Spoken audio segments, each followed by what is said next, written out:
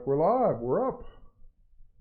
Welcome, everyone. Welcome to CC Design. My name is Terry White, and it's my pleasure streaming to you live today about CC Design and designing a classic travel postcard for your upcoming summer photos. Or you could use it for anything, really. It doesn't have to be your summer photos. It could be any photos.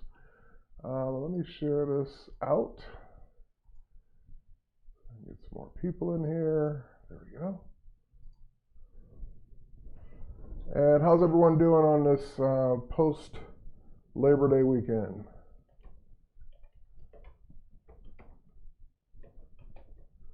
Hello, Armand, Hussein, Daniel, and Assam. Hello, everybody.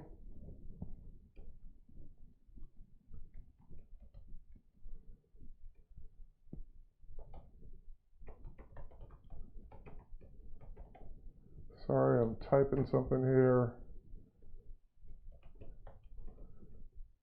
All right, and so we get that copied and posted.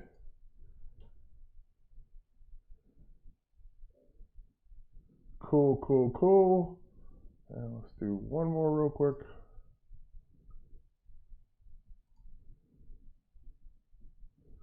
Staying in the AC in the blazing hot Florida. I don't blame you.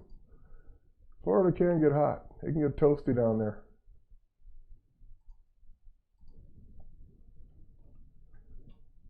All right.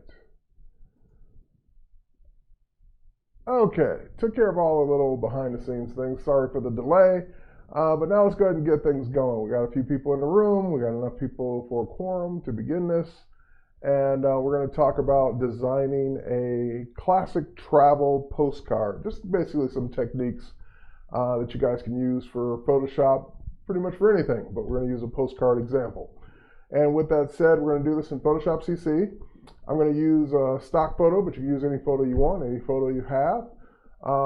And we're going to, when I say classic, we're going to give it some old style touches to make it look more classic. You'll see what those are in just a second. So let's switch over to the computer and we're in Photoshop. I've got Photoshop open but no document. We're going to start completely from scratch. We're going to, matter of fact, create a document from scratch. Normally we use Photoshop and we open a photo up, but this time, since we're on the CC Design, and I won't forget you, Roger. Hello, Roger Stinson. Now that we're in the CC Design page, we're actually going to design something from scratch. So let's go ahead and do that. Is that hi from Reykjavik? All right. Okay, anyway, let's go ahead and jump in. I'm going to go ahead and in Photoshop CC, I'm going to go to my File menu. I'm going to create New, and we're going to create a custom document, which is really, we're just going to give it a custom size. So I've set my size to inches, because that's what I work on here. If you work outside the US, then you might want to set it for centimeters. But anyway, we're going to, or pixels even, we're going to do a 5x7 wide. So basically a 7x5 at 300 pixels per inch. RGB color, I'll leave it on 8-bit for now. And I'm going to make the background color, which normally you would do white or black or transparent. I'm going to go ahead and actually just give it a color. So I'll bring up my color picker. I can go ahead and just pick any color I want in the spectrum. Let's give it a nice blue. Give it a nice blue.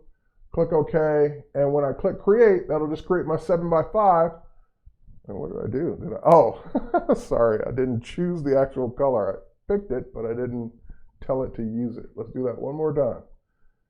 All right, there we go. Custom color. Now we should get it. I had the menu pulled down, and of course it was on black, so that's what it used. So let's go ahead and create it now. There we go. So we get the nice blue. And that just serves as our background. We're just going to use that as our background to build everything on top of. And Lizzie, glad you were able to finally make it. All the way from New Zealand. And also hello, India. All right, so with that said, we got our blue background. Now we're going to put our photo on it. So like I said, at this point, I'm going to grab a photo out of my library, but you can pull in a photo any way you want. You can drag and drop one onto the canvas, file place, pull one in. You can bring one in from Bridge, Lightroom, however you want to bring your photo in. So again, I've got mine stored in my CC library, and we're going to bring over this classic Vegas shot. So if you got your own photo, great, you can use your own photo, but of course you can also search for Adobe stock for the perfect photo if you don't have the perfect photo to use for your postcard. Now, one of the things I'm going to do is I want to center this on the blue background.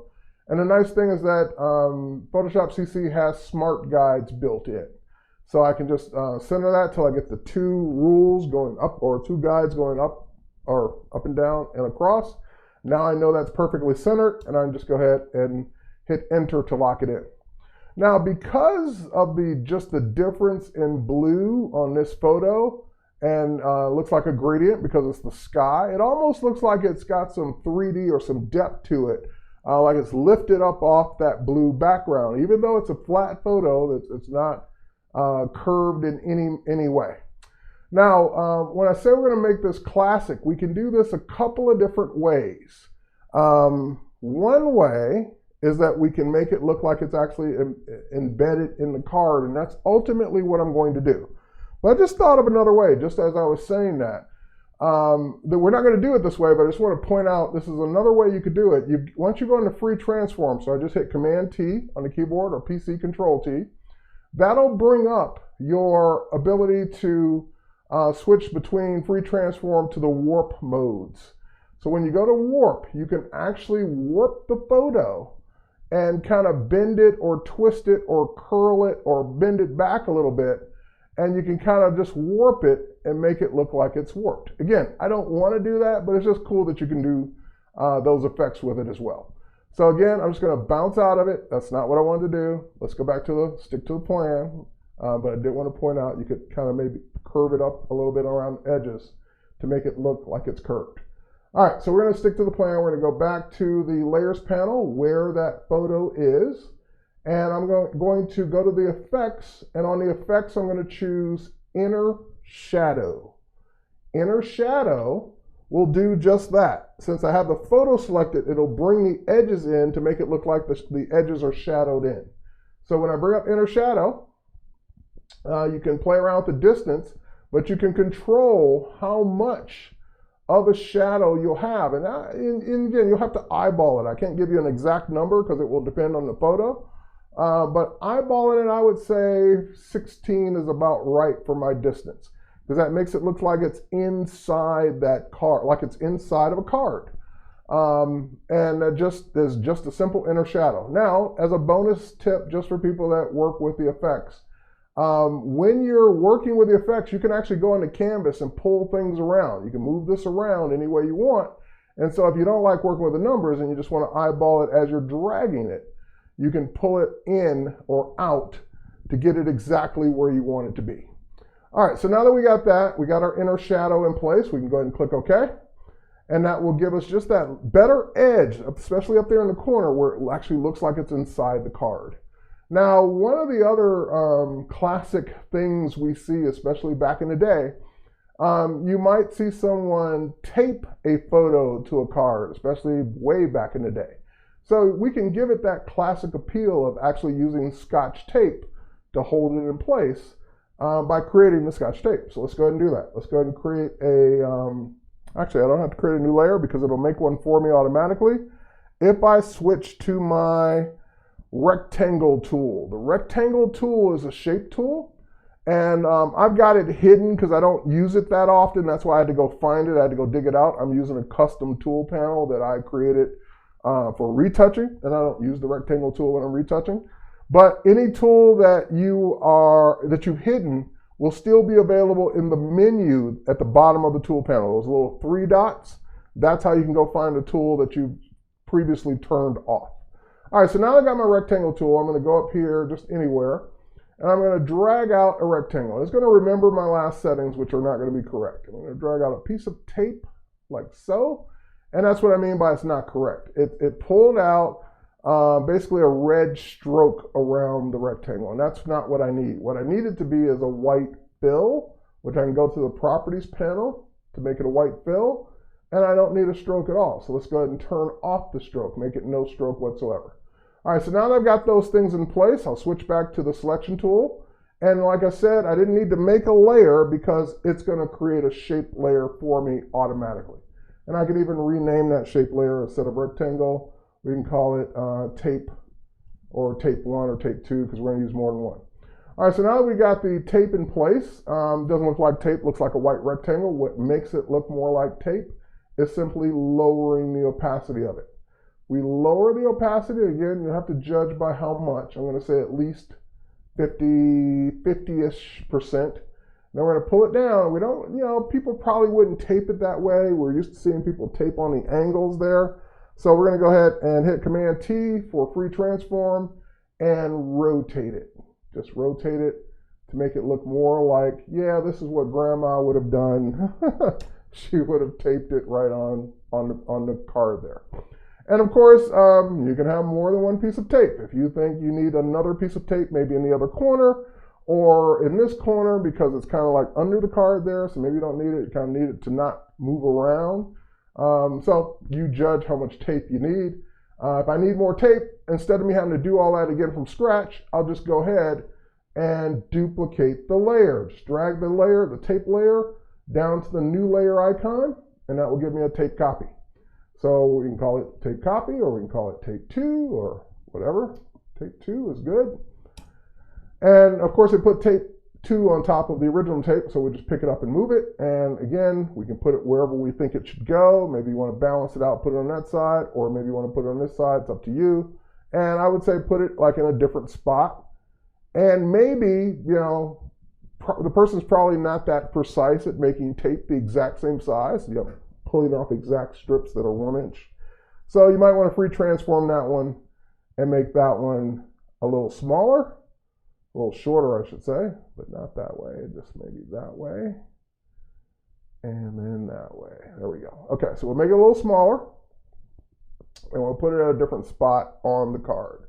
Maybe tape a little bit more to the edge, and now we've got our fake tape. And also, we probably wouldn't have it at the exact same angle, so we'll twist it a little bit more, and there we go. We've got our fake tape on our classic postcard in place. And Michael Chase is in the house. Hey, Michael, what's up? All right, so next thing we'll do, we got our photograph, we got our inner shadow for the photograph, we've got our 2 pieces of tape. Now, again, if this were old, this photo just wouldn't look this good. It wouldn't be that crisp. It wouldn't be classic. So let's go ahead and make it classic. Let's go back to the photo. And because I pulled that photo in from the library, it came in automatically with as a smart object. So what I'd love to do, if you didn't have your photo as a smart object at this point, what you'd probably want to do is go in and go to your filter menu and convert for smart filters. I can't do it because it's already a smart object, but you would choose convert for smart filters. That way, everything you're about to do next is not permanent. It's not going to be permanently applied to the photo. So with that, let's go ahead and you say no one, Dominique, I can prove it to you. I've got examples where it's been taped on the outside. Someone saying no one would tape on the outside. You want to bet? All right, so let's go ahead and go to our filter menu and come down to noise. I've had to restore many a photo that had tape on them on the outside. All right, so let's go in and instead of using the old noise filters, what I want to do instead is use the blur gallery and use the, it doesn't really matter which one in this case because I'm really not trying to do the blur as much as I am getting something that's in the blur gallery. So I'll do a field blur. All right, so we'll do the field blur. It applies it to the whole photo. It applies too much field blur. I don't need that much blur, so I'm going to go ahead and turn it down. Just dial the blur back a bit. And again, my goal is not so much to blur the photo as it is to add grain. Grain has been added to the blur gallery filter so that you can get some more realistic looking grain than the old noise filters that used to be there, or that are still there.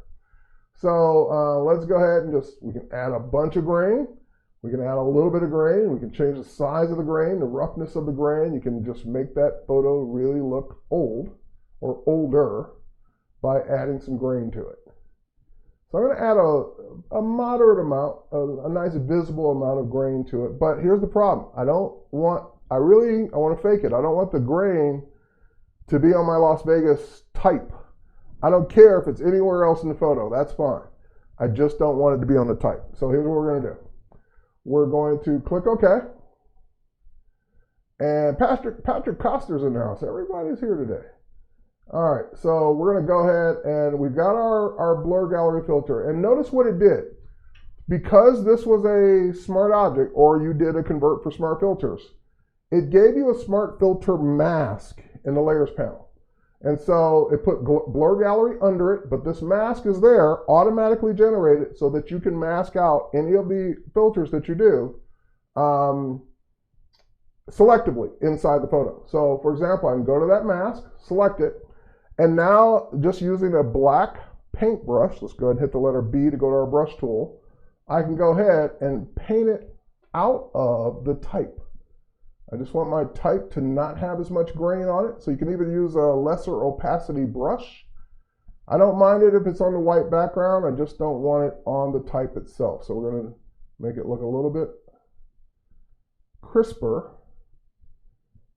and fake it a little bit more by not having the fabulous Las Vegas. I don't care about the welcome because that's neon, but the sign is just like, you know, that's got nice crisp type on it. I want to kind of keep it that way.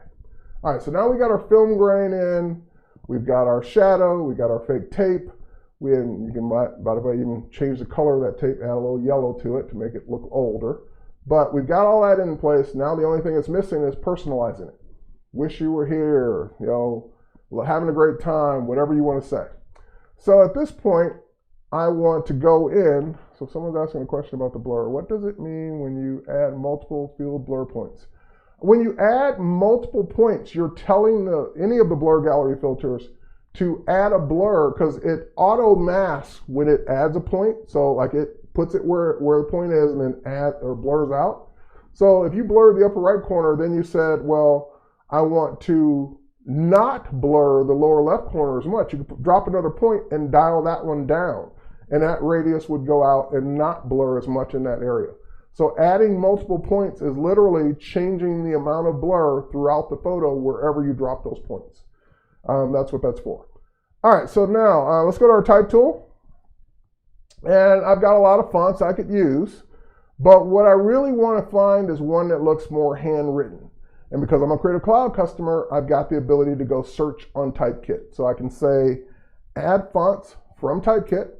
Just by clicking the little TK, the little Typekit logo, that'll take me out to the browser, take me to the Typekit site. I can then start typing in the words I would use, like wish you were, that's enough, because it's gonna get cut off anyway. And then I can say, you know what, just show me the handwritten fonts. And then I can see which one I like, because you know all of these will be cleaner than my own handwriting. So this is all good.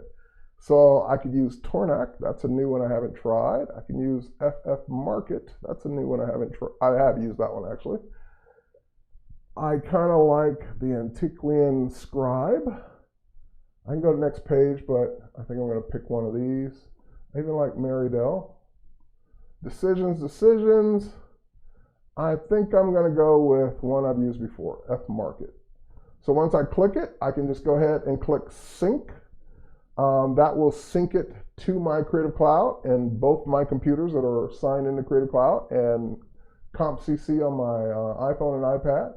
They will all have access to that font now. So if I head back to Photoshop, and that was FF Market, right? So then if I grab the type tool, and I just click, and I type wish you were here, select that, and then go up to the font here and just type in FF, and oh, didn't bring it in yet. Hold on.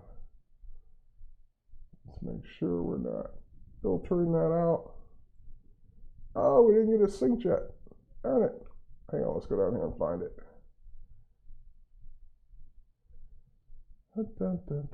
Sometimes it takes a second or two to sync it. Normally it's immediate. Let's try it one more time. If not, we'll go grab a different one and see if that one syncs. All right, so let's go back. That one should sync, but of course people are waiting, so therefore it won't sync as fast. All right, let's go back and do Marydell instead. So we can get that one to sync as well. Ooh, we got multiple ones of those. I kind of like the thicker one, the bolder one. So that one should be syncing now, and that was Marydale. So let's see if Marydale is here yet.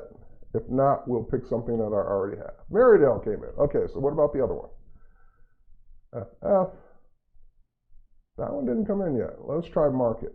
Okay, so it doesn't have the FF on it. That's why I didn't see it. So I can use the Market one that we chose earlier. Don't type in the exact name. And that will give me what I want. So wish you were here, and let's put an exclamation point on that. And so it did sync. I was just typing in the wrong name for it. Now, of course, we can pick a color for it. We can leave it in white, pick whatever we want. So in this case, I would like to pick I kind of like white though for this. Now the question is, do I want it there or here? I think up there is cleaner. Let's keep it there. And of course, we can scale that down. It doesn't need to be quite as big. And then move that off to the side there. Maybe line it up with the Ferris wheel. All right, so now we've got our card in place.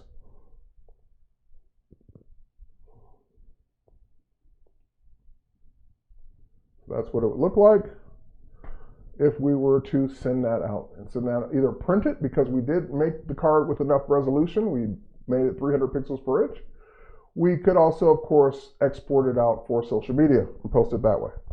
Of course, you put your name on it and anything else, any other type attributes you want to it. Let's go back.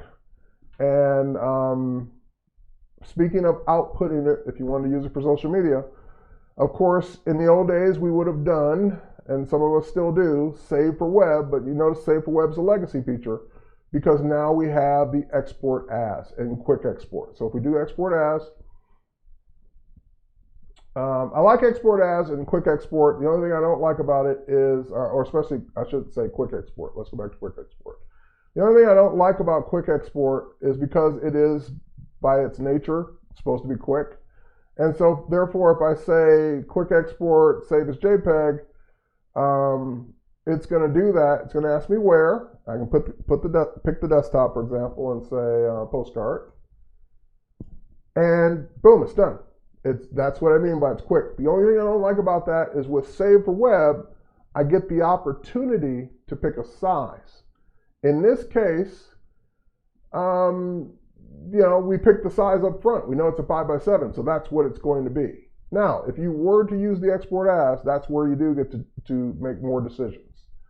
So export as. And if you want it not to be JPEG, then you have your export preferences. So here, you do get to pick your size. You do get to tell it what you want, more like the Save for Web, and you also get to export multiple copies of it in different formats. So for example, this first one would be a JPEG.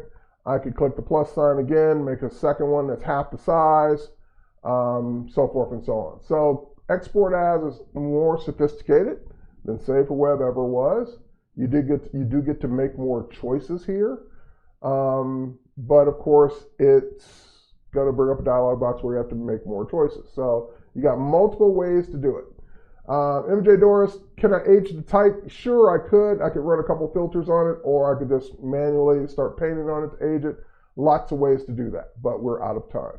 All right, so with that said, thanks for watching, everyone, and hope you got something out of making your classic postcard. And again, the tape is optional if you feel that no one's going to ever use tape on a photo, which I've seen many times. You can feel free to leave that part of it out. So with that said, thanks for watching, everybody, and we'll be back tomorrow on which channel? Tomorrow is Wednesday, so it won't be InDesign. It might be the CC channel. I can't remember, but I'll be on one of these channels tomorrow at 1 p.m. Pacific time, 4 p.m. Eastern. Guys, take care. Thanks for watching, and we'll catch you on the next one. Bye, everybody.